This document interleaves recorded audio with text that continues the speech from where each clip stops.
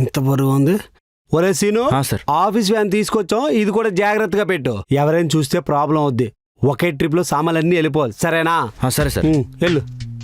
అదేంటి మీ boss permission అడిగి తీసుకొచ్చారు కదా. నువ్వు నోర్మి. ఆడికి తెలిసిందనుకో 4 ట్రిప్లు వేస్తాడు. నాకు డీజిల్ బొక్క. ఈ తెలివితేటలకి ఏం తక్కువ లేదు. సర్లే గాని కొత్త ఇంటికి షిఫ్ట్ అయ్యాక భోజనాల సంగతి ఏం చేశారు? కరెక్టే, బాగా గుర్తు చేసావు. హలో, నమస్తే సార్. రంగా, గృహప్రవేశం మంగళవారం ఉంది. 10 ఏళ్ళు గుర్తుండిపోయేలా చేద్దాం అనుకుంటున్నా. అదేంటది, మీరు ఫంక్షన్ పిలవాలంటే మా ఇంటికి రావాలి కానీ నాకు ఫోన్ చేసి మీ ఇంటికి రమ్మన్నారు.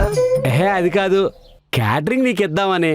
అలాగే ఫంక్షన్ కూడా పిలిచినట్టు ఉంటది కదా, రమ్మని చెప్పా. లోపలికి వెళ్ళి మాట్లాడుకుందాం.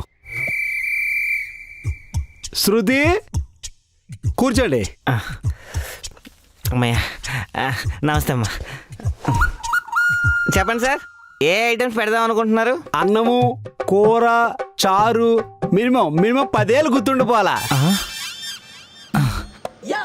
అన్ని ఐటమ్స్ పెడితే 10 ఏళ్ళు ఏంటి సార్? ఆ భోజనాల కోసం తిన్నోళ్ళు చచ్చిపోయే వరకు గుర్తుపెట్టుకుంటారు. మరి అన్నం చారు కూర ఏంటండి? మనం మీ అమ్మ ఒడియాలు పంపించింది కదా, అవి కూడా పెట్టేద్దాం. మీకు నచ్చినవి పెట్టుకోండి. అలా మాట్లాడతారు, కూర్చోండి. మరి లేకపోతే ఏంటి సార్, అన్నము కూర సారు పెడతారా? అవి మాత్రం సపరేట్ గా ఎందుకు పెట్టడం? ఒక కవర్లో కట్టి ఇచ్చిండి, ఇంటికి పోయి తింటారు. ఆయన అలానే అంటారు కానీ మీరు చెప్పండి అన్న, ఎలా పెడితే బాగుంటుంది? పొట్టిగా భోజనాలు పెట్టాలంటే భయం లేకుండా పోతుంది. అమ్మా, ప్లేట్ 200, ఓ ఫ్రైడ్ రైస్, అన్నము, ఓ 3-4 రకాల కూరలు, ఓ 3 రకాల స్వీట్లు, 2 ఇలా రకాల. చెప్పుకుంటూ పోతే లాగ్ అయిపోద్ది. అన్ని వద్దు. ఓ 30 రూపాయలు ఇస్తే ఏం ఐటమ్స్ పెడతావు?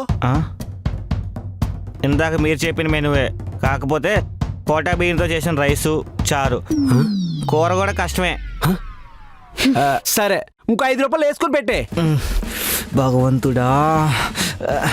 సార్, ప్లేట్ 50 రూపాయలు అయితే చెప్పండి, ఏదోలా చేసి 5 వెరైటీలు పెడతాను. సర్లే, 50 రూపాయలతో పాటు 100 రూపాయలు కూడా కొన్ని పక్కన పెట్టుకో. ఎందుకు? ఆ విషయం నీకెందుకు? ఎవడెవడికి ఏం పెట్టాలో నేను చెప్తాను, ఫాలో అయిపో. సరే, మరి వెళ్ళొస్తాను. చెప్పడం మర్చిపోయాను, వచ్చినప్పుడు గిఫ్ట్లు ఏం తీసుకురాకు. తీసుకోవట్లేదు. ఈడి మాటలు చూడడానికి ఎదోలా ఉన్నా మనసు మంచిదే. మరీ గిఫ్ట్ ఇవ్వకుండా వస్తే బాగుంటుందో చెప్పండి. నేను ఇవ్వద్దన్నది గిఫ్ట్ మాత్రమే. మరేమివ్వాలి? డబ్బులు ఇవ్వాలా? ఎందుకు బాబు గారు ఫీల్ అవుతున్నారు? మీరు గిఫ్ట్ కొనే డబ్బులు ఉంటాయి కదా, అవి నాకు ఇచ్చేయండి. ఎందుక? మీరిచ్చే గిఫ్ట్లు, బొమ్మలు, ఫ్రేమ్లు ఎక్కడ పెట్టుకోవాలి?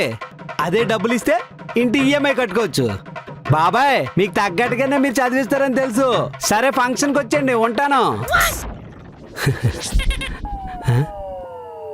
ఏంటి అలా చూస్తున్నావు? ఇదిగో, మా తరపు వాళ్ళందరికీ ఫోన్ చేసి చెప్పాను, మీ తరపు వాళ్ళకి కూడా ఫోన్ చేసి గిఫ్ట్లు తేవద్దని చెప్పు. అసలు పిలవకపోతే ఏగోలా ఉండదు. ఇదిగో, చదివింపులు బట్టే మర్యాదలు ఉంటాయి. తర్వాత నన్ను అనొద్దు. నా మీద కలిసి వస్తూనే ఉంటారు.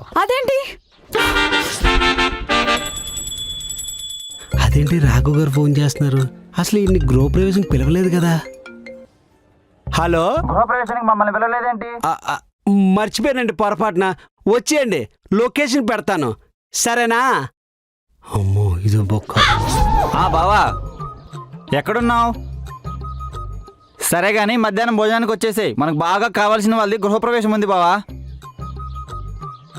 రాకపోతే గూ పగలగొడతా నా కొడక. వచ్చేసే ఫ్యామిలీ అందరినీ తీసుకొని. ఇదిగో, పక్కింటి వాళ్ళు కూడా ఖాళీగా ఉంటే పిలుచుకుని వచ్చేసే బావా. కార్లు ఖాళీగా ఉన్న లొకేషన్ పెడతాను నేను నీకు, సరేనా? టైంకి వచ్చేసేయ్. మనం పోకపోతే ఫంక్షన్ కూడా ఆపేస్తారు వాళ్ళు, అంత కావాల్సిన వాళ్ళు మనకి. సర్లే.